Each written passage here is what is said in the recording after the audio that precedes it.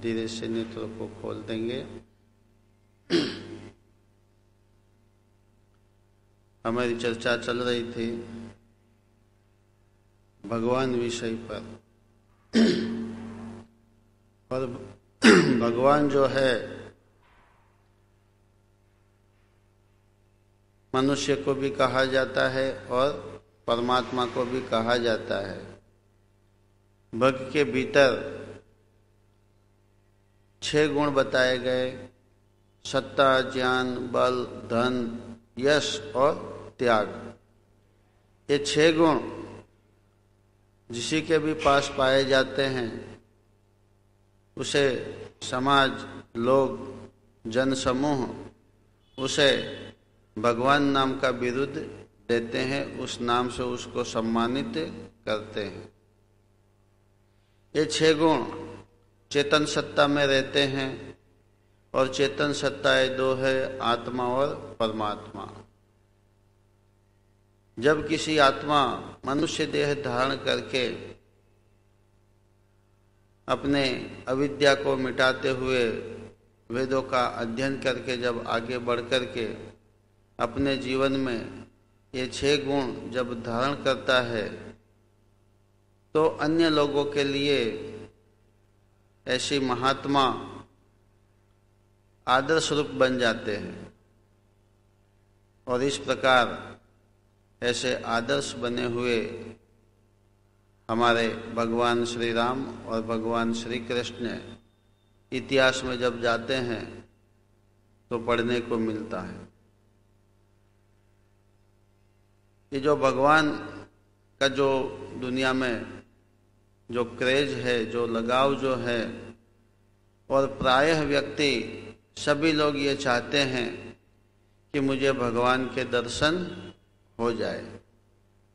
और भगवान का दर्शन करने के लिए सब लोग इधर उधर भागा दौड़ी करते हैं या नहीं?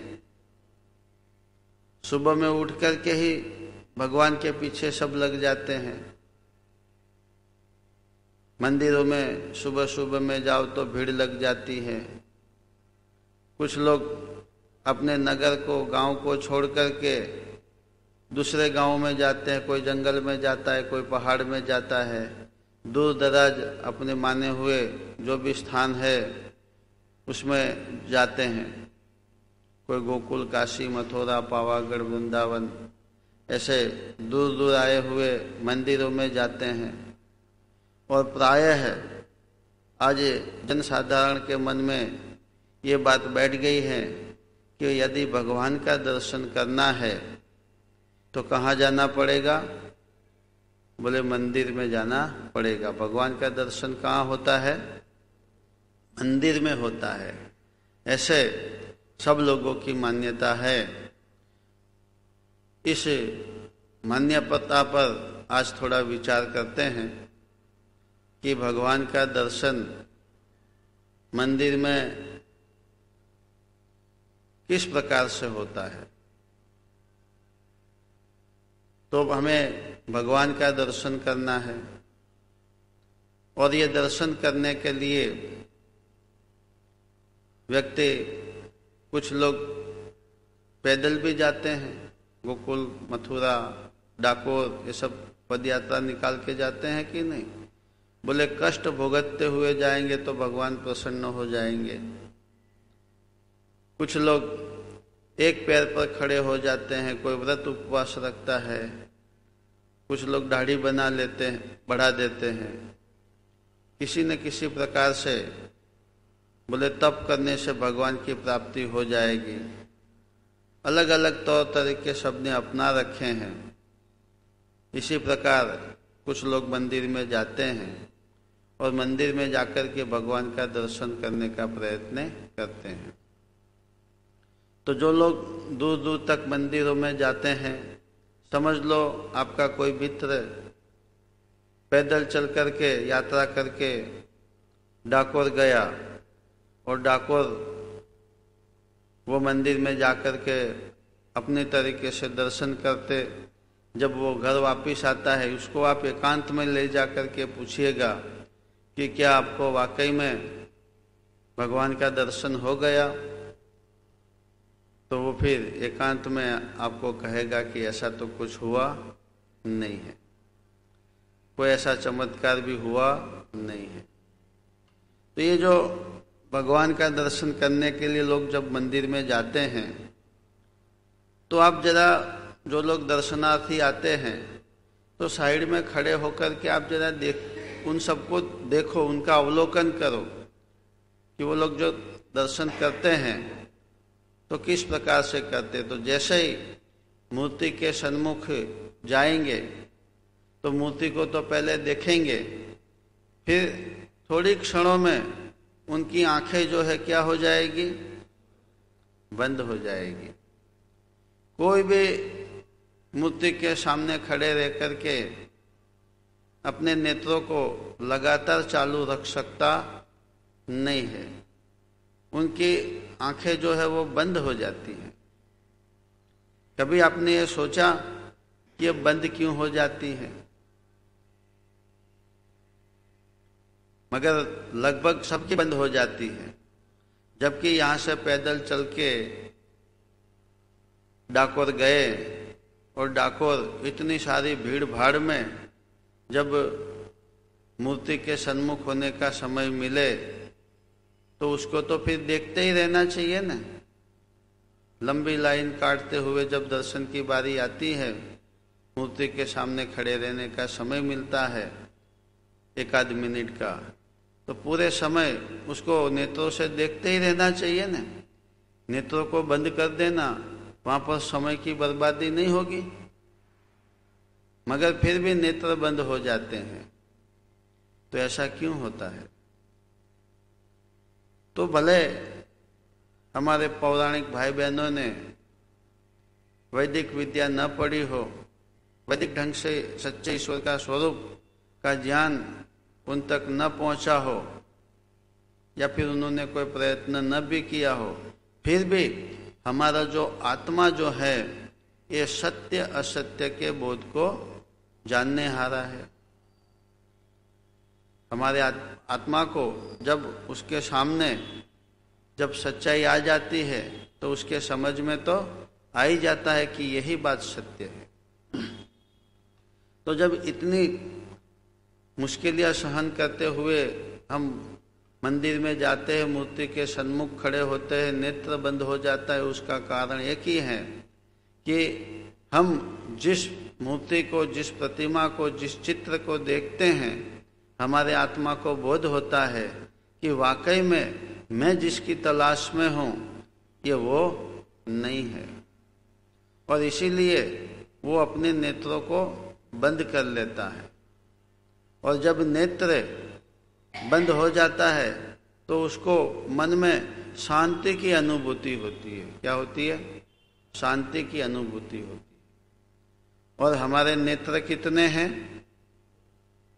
कितने नेत्र हैं हमारे? तो हमारे 2 नहीं हैं, 5 नेत्र है। कितने हैं?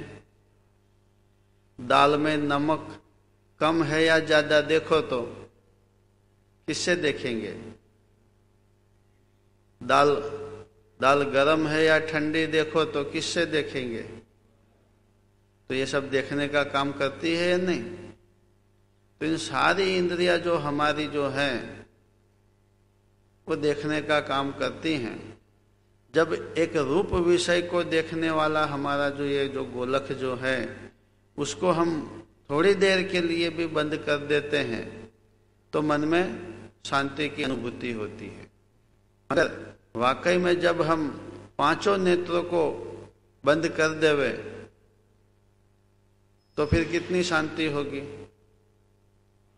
आंख से रूप विषय थोड़ी देर के लिए क्या बंद कर दिया नेत्रों को, तो जो शांति की अनुभूति होती है, यदि ये सारे 5 विषयों को परखने वाली 5 इंद्रियों को यदि हम रोक लेते हैं तो फिर हमारा मन, हमारा ध्यान जो है वो ईश्वर में लग जाएगा कि नहीं? और पतंजलि का सूत्र है चित्तवृत्ति निरोधस्य योग। हमारे जो ये इंद्रियों का जो विषय है उसमें से हमें मन को हटाना पड़ेगा। क्यों हटाना पड़ेगा? परमात्मा ने इंद्रियों को तो दी रखी है, तो उसको स्थगित क्यों करना पड़ेगा? क्योंकि परमात्मा की जो निर्गुण परिभाषा हमने देखी थी कि परमात्मा में कुछ गुण नहीं है, वो कौन कौन से नहीं है? तो ईश्वर में काम, क्रोध, लोभ, मोह, वैर, जैर, मोह, माया, मत्सर, ईर्षा, अदेखाई, चाड़ी, चुगली, आहार, मैथुन, भय, शोक, शब्द, रूप, रस, गंध और स्पर्श, ये गुण ईश्वर में पाए जाते नहीं है।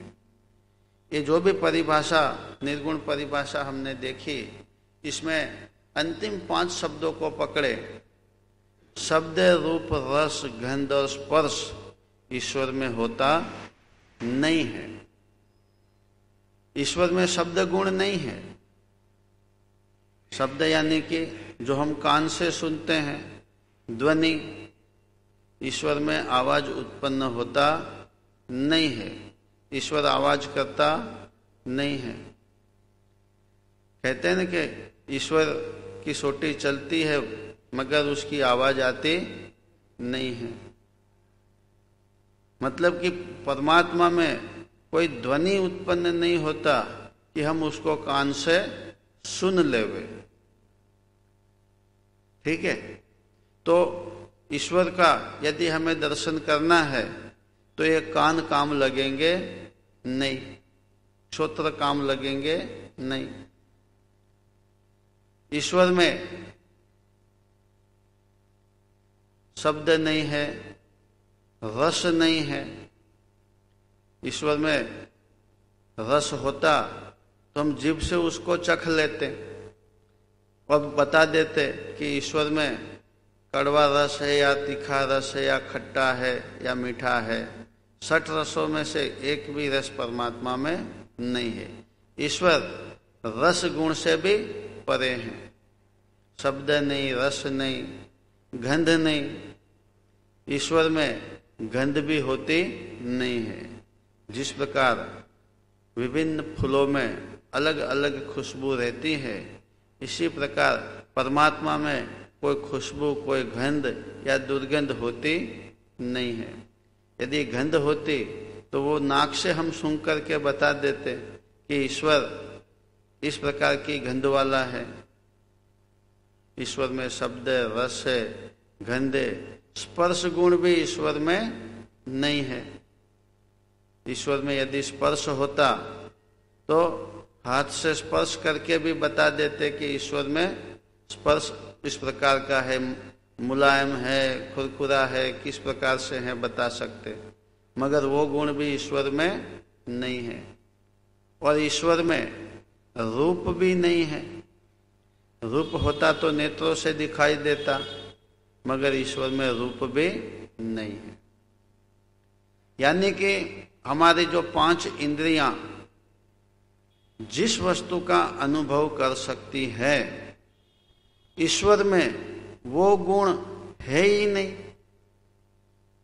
और हम ऐसी, प्रायः लोग ऐसी आशा में बैठे हैं कि मैं जंगल में जाकर के एक पैर खड़ा करके तपस्या करूंगा तो परमात्मा साक्षात्कार के रूप में मुझे दर्शन देंगे, ईश्वर का साक्षात्कार मुझे हो जाएगा। कुछ अज्ञानी लोग इस प्रकार के हठ योग करने में लगे हुए हैं।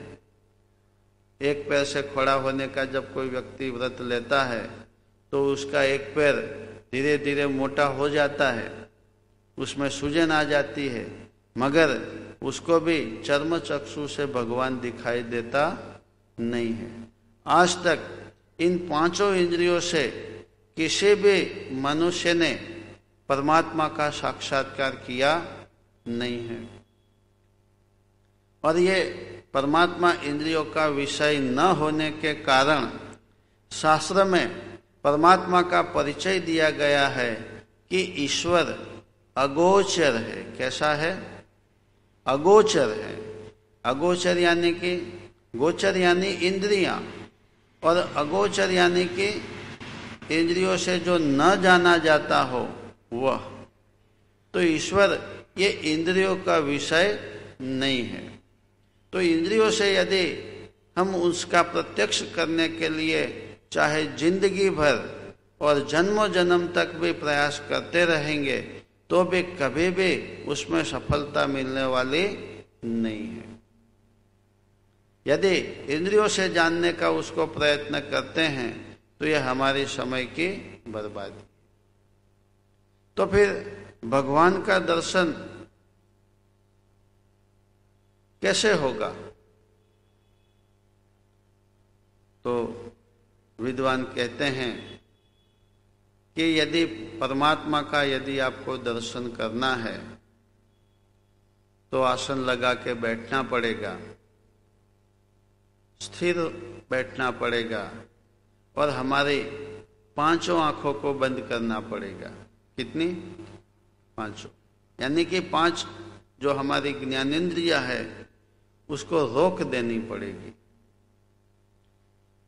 साथ में इन इंद्रियों से हमने जो भी संसार का सुख भोगा है उसकी स्मृतियां भी मन में होती है ना। हम लोग ध्यान करने के लिए जब भी बैठते हैं तो एकांत रूम में या एकांत में जाकर के बैठ जाते हैं, हिलते डुलते भी नहीं है, आंख रूपी चर्म चक्षु को भी बंद कर देते हैं, ठीक है। मगर फिर भी मन में अलग अलग इंद्रियों का जो जो सुख हमने भोगा है उसकी स्मृतियां मन में उठती है या नहीं उठती है? उठती है।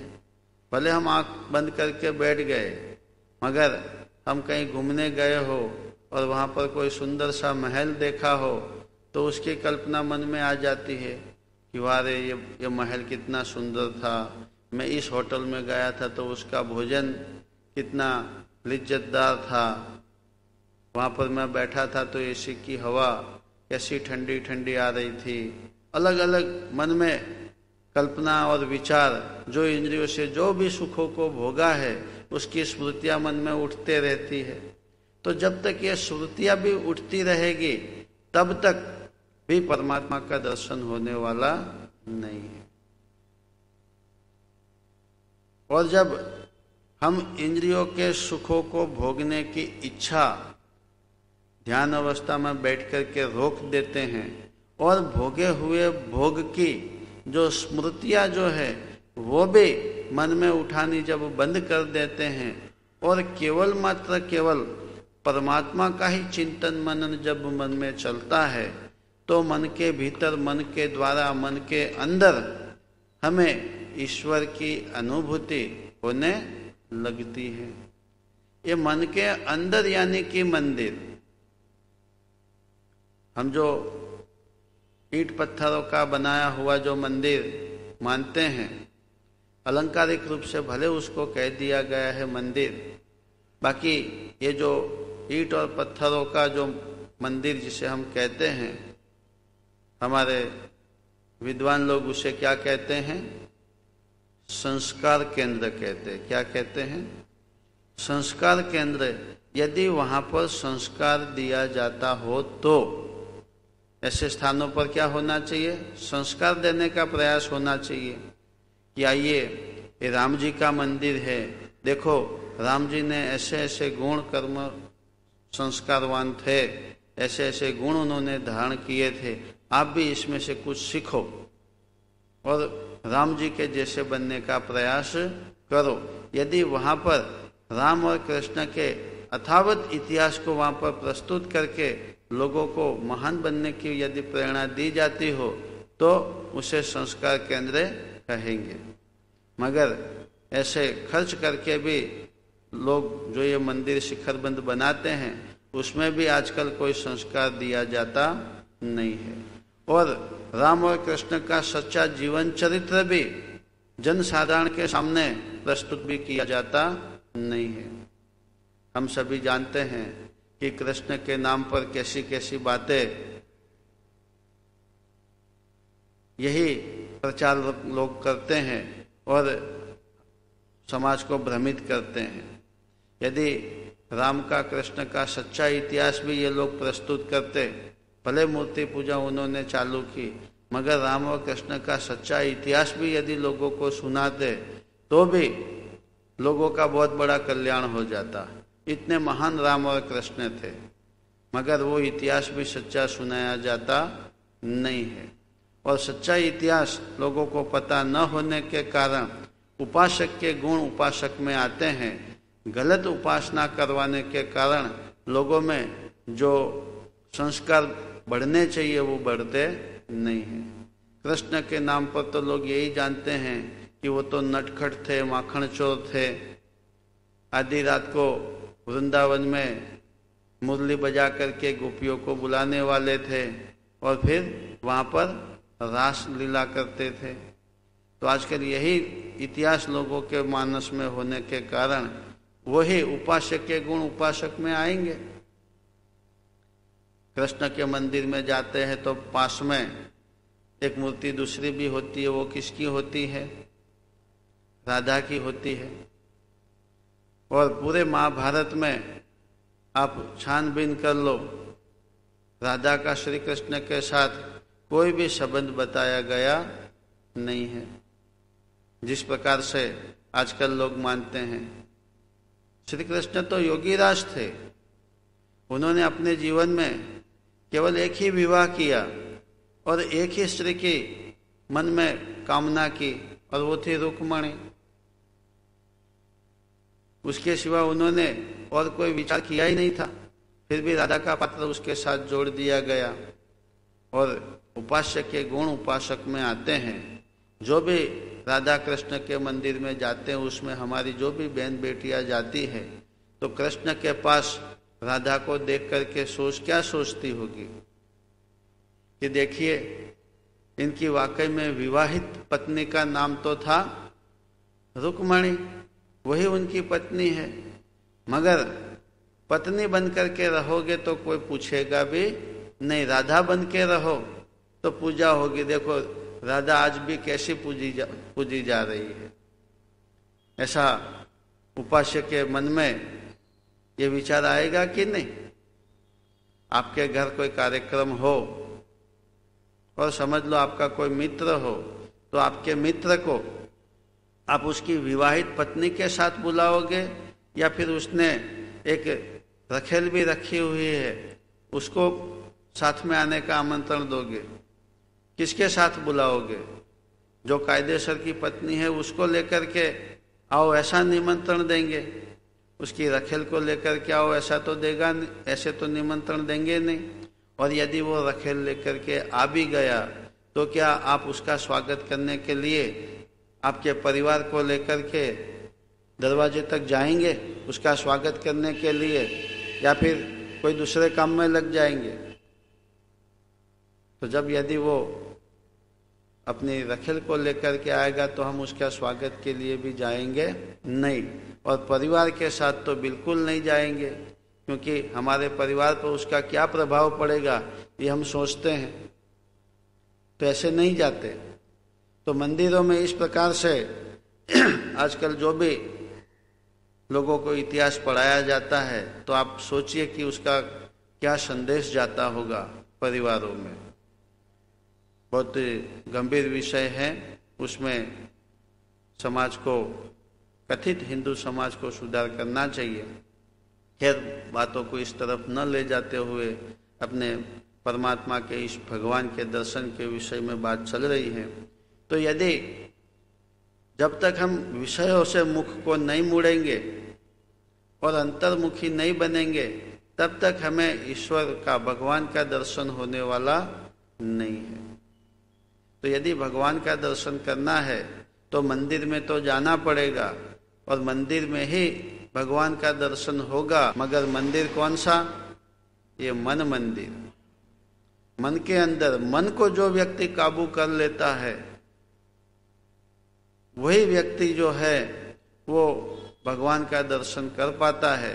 भगवान का दर्शन यदि यहाँ से पैदल चल के 50-60 किलोमीटर दूर जाकर के किसी शिखरबद्ध मंदिर में हो जाता तो लोग फिर वहीं पर ही रहना शुरू कर देते, क्योंकि भगवान में, ईश्वर में आनंद है कि नहीं? बस मंदिर में ही रहे और आनंद लेते रहे, मगर ऐसा होता नहीं है। तो ये मन मंदिर जो है, ये मन रूपी हमारी जो चंचलता है मन में, वो चंचलताओं को हमें रोकनी पड़ेगी। मगर मन रूपी घोड़े को हम लगाम लगाते नहीं हैं। और ये मन में जब तक चंचलता बनी रहेगी, मैं ये करूँ या वो करूँ, अलग अलग स्मृतियाँ उठाते रहेंगे, इंद्रियों के जब तक दास बने रहेंगे, तब तक हमें भगवान की दर्शन हो सकता नहीं है। तो भगवान का दर्शन यदि करना है, दर्शन यानी कि अनुभूति। दर्शन शब्द का अर्थ क्या होता है? अनुभूति। और दो आंखों से हम कहीं भी जाकर के किसी भी प्रकार की मूर्ति या चित्र को देखते हैं तो उसे क्या कहा जाता है? प्रदर्शन कहा जाता है। क्या कहा जाता है? प्रदर्शन। आजकल दुनिया करती फिरती है प्रदर्शन और कहती फिरती है दर्शन। किसी भी चित्रकार ने बहुत सारे चित्र का पेंटिंग किया हो, चित्रकारी की हो, और उसके चित्र की एक गैलरी में सारे चित्र को रखते हैं और उसको देखने के लिए हम जाते हैं तो क्या कहते हैं कि हम फलाने चित्रकार की चित्र प्रदर्शनी देखने के लिए जा रहे हैं। और देख करके आते हैं तो भी क्या कहते हैं कि हमने प्रदर्शनी देख ली। तो वो प्रदर्शनी में हम जाकर के करते क्या है? एक चित्र है, किसी मूर्तिकार की प्रदर्शनी होती है, कोई जड़ी बूटियों की प्रदर्शनी लगाता है, कोई चित्रों की प्रदर्शनी लगाता है। तो वो प्रदर्शनी में होता क्या है? वहाँ पर जो वस्तु रखी है वो जाकर के हम अपनी आंखों से, नेत्रों से देखते हैं और देख करके वापस आ जाते हैं। और इस क्रिया को हम क्या कहते हैं कि हमने प्रदर्शनी देख ली। तो वो वहाँ तो हम सही उत्तर देते हैं, किसी चित्रकार के चित्रों को देख करके तो सही कहते हैं कि हमने प्रदर्शनी देख ली। तो मंदिरों में जाकर के भी क्या करते हैं? वहाँ पर भी किसी मूर्ति का या चित्र को चर्म चक्षु से देखते हैं। तो आंखों से जो जैसा है पदार्थ उसको वैसा देख करके वापिस आ जाना, उसे क्या कहेंगे? प्रदर्शनी तो कहेंगे। और दर्शन किसे कहते हैं?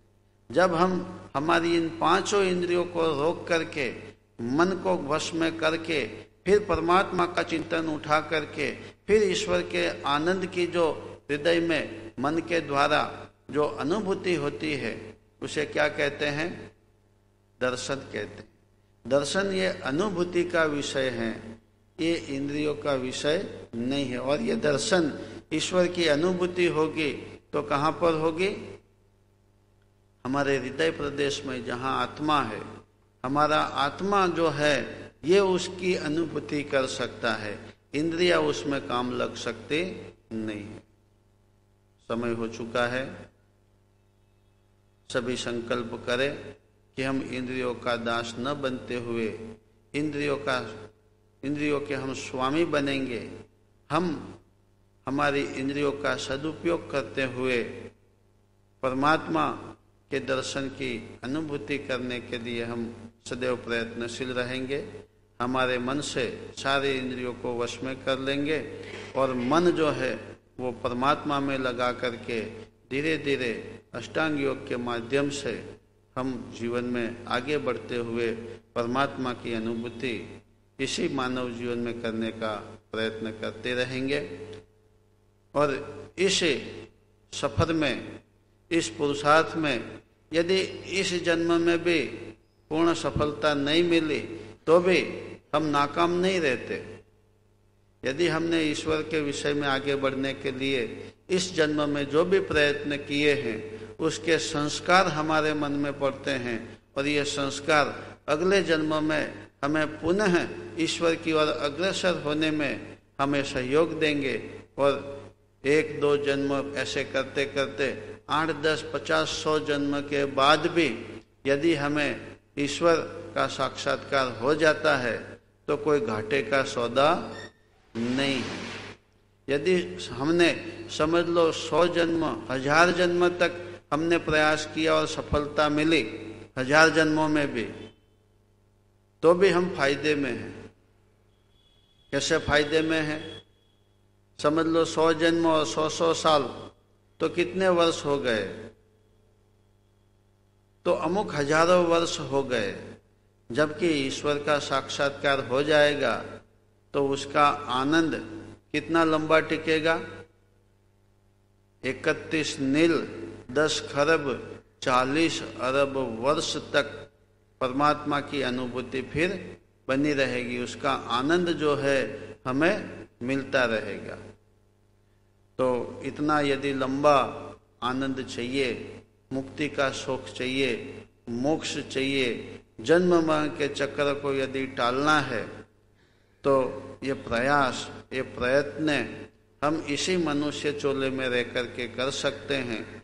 हमारे कितने अच्छे कर्मों का भाग्योदय हुआ, जिसके फलस्वरूप परमात्मा ने हमें ये उत्तम मनुष्य चोला दिया है। तो ये मनुष्य जीवन जो है हमारा पशुवत न होते हुए हम वाकई में मनुष्य बन करके मनन इत्यादि करके परमात्मा की प्राप्ति में इस जीवन को यदि लगाते हैं और उस ओर हम यदि कार्य करते हैं, तभी तो हमारा मनुष्य जीवन सफल है। अन्यथा पशुवत जीवन इस मनुष्य चोले में रह करके जिया तो फिर दूसरा जन्म परमात्मा हमें मनुष्य का देने वाला नहीं है। मनुष्य जीवन यह सुवर्ण तक है जिसमें हम ईश्वर उपासना करके जन्म मरण के चक्र से छूट सकते हैं। तो ये जीवन जो है हमारा ये निरर्थक न जाना चाहिए। बहुत सारे विद्वान इस विषय में, मनुष्य जीवन को सफल बनाने के विषय में इस मंच से रोजाना कुछ न कुछ कहते रहते हैं और हम सुनते रहते हैं, मगर ये सुना हुआ ज्ञान विज्ञान हमारे चित्त मन में स्थिर न हो और व्यवहार काल में यदि आचरण में न हो तो ये सुना हुआ भी कुछ काम का, कुछ लाभदायक रहेगा नहीं। तो परमात्मा से प्रार्थना करें कि हे परमात्मा, यहाँ से विद्वान लोग जो भी हमें वैदिक ज्ञान विज्ञान व मार्गदर्शन देते हैं वो हमारे चित्त मन में स्थिर हो और व्यवहार में उसको हम आचरण में क्रियान्वित करके प्रभु आपके कृपा के पात्र हम बने। ईश्वर ऐसा आत्मबल प्रभु हमें प्रदान करे। ऐसी प्रार्थना के साथ है प्रभु का निज नाम ओमकार का उच्चारण, पश्चात शांति पाठ।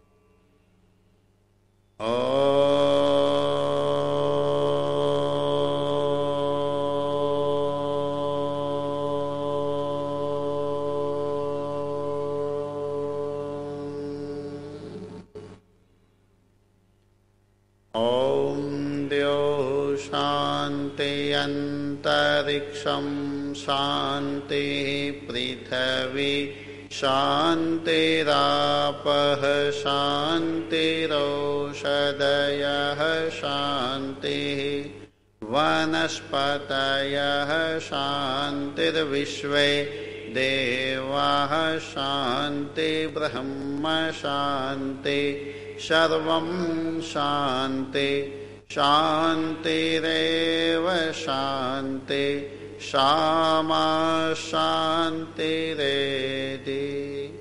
ओम शांति शांति शांति। जय बोले सो अभय सत्य सनातन वैदिक धर्म की जय हो। परम कृपालु परमेश्वर की जय हो। माता पिता की जय हो। महापुरुषों की जय हो, शहीदों की जय हो। गौ माता का पालन करेंगे, ओम का झंडा ऊंचा रहेगा, वेद की ज्योति जलती रहेगी। वंदे वेद मातरम। वैदिक मंगल ध्वनि।